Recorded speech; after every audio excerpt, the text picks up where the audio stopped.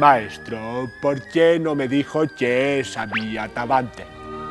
Tú no preguntar, Chisco-san. Es que yo tengo que defenderme de vos que me atachan. Mejor manera de evitar el golpe, no estar allí. Pero es que soy el presidente y tengo que pelear.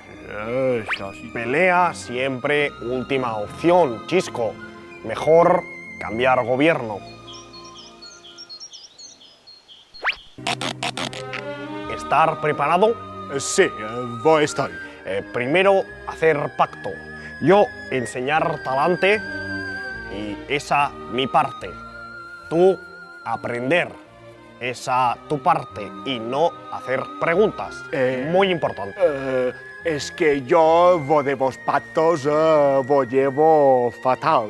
¿Cómo hago para obtener mayoría? No, no, no. No hacer preguntas. Creo que ya voy entiendo. Y ahora, dar cera y pulir cera. Dar cera, pulir cera. Esta es una técnica milenaria. Maestro, es que no me aguanto. Normal, Chisco, porque es que te apoyas en la derecha y te tienes que apoyar siempre en la izquierda. Muy importante. Pero es que últimamente la izquierda también me falla. A ver, Chisco, ¿confías en mí?